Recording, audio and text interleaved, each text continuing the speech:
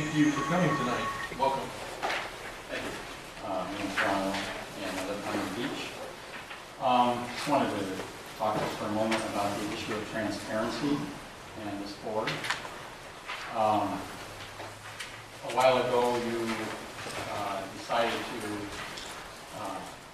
postpone or permanently cancel the Citizens Advisory Board relating to the study of Poseidon. And that decision was justified by saying that there's nothing happening with Poseidon now. We should wait until the Post Commission makes its decision about Poseidon 6 months to a year. Other remarks were made about the makeup of the committee, that it would be wrong for any member to be chosen for that committee based on their bias for Poseidon. And Director Green stated emphatically that was not done. However, in my public documents search, I found the form that the committee used to evaluate potential members of that committee, and it had a category for pro-Poseidon, against Poseidon, or neutral for each and every person there. They were not all marked, some were marked, some were quite obvious anyways. So this was a gross misrepresentation of the process, the selection process that occurred during secret, illegal executive committee meetings against your own administrative code. So we have a lot of problems. I've pointed this out before with transparency on this board. We have a president of the board who is serving on 2 water district boards, which is arguably illegal and certainly unethical. And even if you tweak the meaning of your administrative code to say that it's justified legally to have secret meetings, it's still unethical and contrary to the principles of democracy.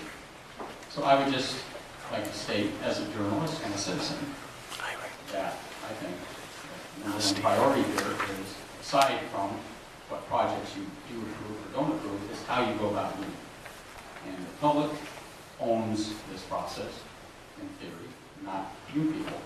And you have already a problem with meetings that are held often in the mornings.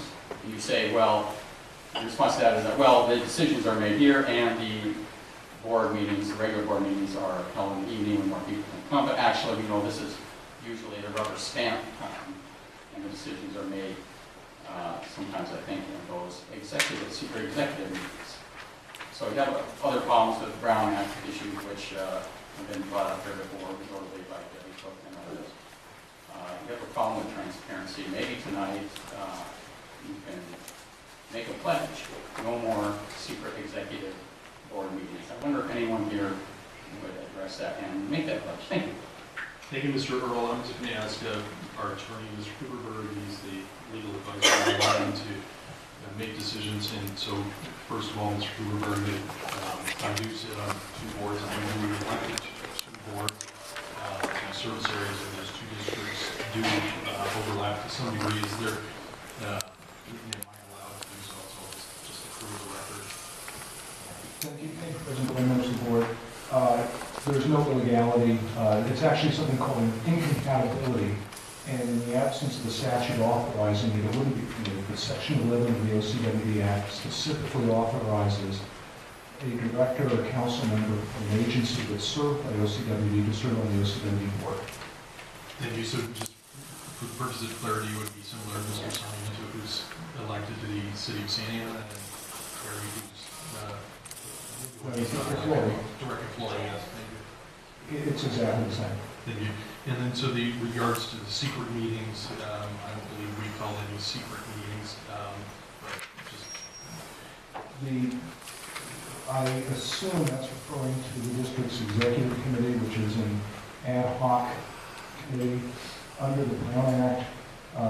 Certain types of committees, if they're made up exclusively of members of the board of directors, if they don't have a standing subject matter jurisdiction and don't have a regular meeting schedule, are not subject to the agenda and public participation requirements of the Brown Act, the executive committee, which meets only when requested by, I believe, the president, and is selected by the president and complies only of board members, fits within that definition and therefore is not subject to the provisions of the Brown Act that this board and its standing committees are subject to.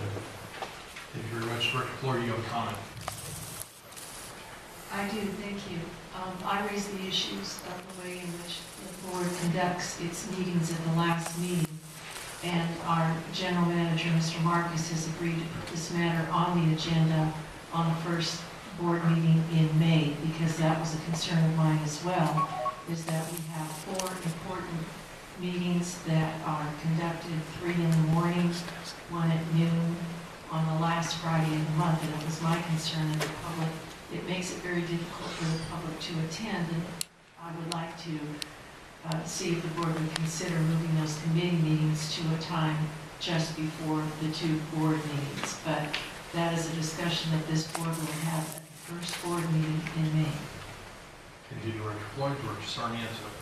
Thank you, Mr. President. I think I agree with Director Flory that we should have that conversation, but for our general counsel, I think there's a difference between, I think what Director Flory is referencing, convenience for the public to attend and efficiencies for this board, versus what's been alleged that these are secret meetings or these committees don't have standing or are not following the proper Brown Act requirements to meet. I think that's a much different matter. That's correct. I understand Director Flory's comments to deal with district policy, convenience for members of the board, convenience for members of the public. I don't understand her comments to have anything to do with whether the meetings that are held in the mornings or at noon are illegal, which was the allegation. And they are legal. No, and I'm not saying that she's referring to that. I'm just trying to distinguish with the comments that were made by the speaker and the comments that Director Flory is making. One is claiming something that I believe is clearly not the case, which is they're illegal because they're in the morning, or they're illegal because they're subcommittees. I think what Director Flory is talking about is much different, which is more convenience and efficiencies that we can address as a board here. But thank you. Back to Director Flory. I didn't mean to suggest that the meetings were illegal at all. I was concerned about transparency and accommodating the public. There were several concerns I had. One, the waste of staff time in preparing for all these various committee meetings, the fact that the public was effectively excluded, although I wasn't suggesting these were Brown Act violations or illegal. And my third concern was the cost of these committee meetings that amount to about $1,000 a month per director. 12 months out of the year, it's a $120,000 issue, and it's just something that I thought we should look at. Very good. Thank you. So having cleared that hurdle, we will, are there any items too late to be agendized, Mr. Marcus? There are none. Thank you. That leads us to a public hearing on the consideration of expanding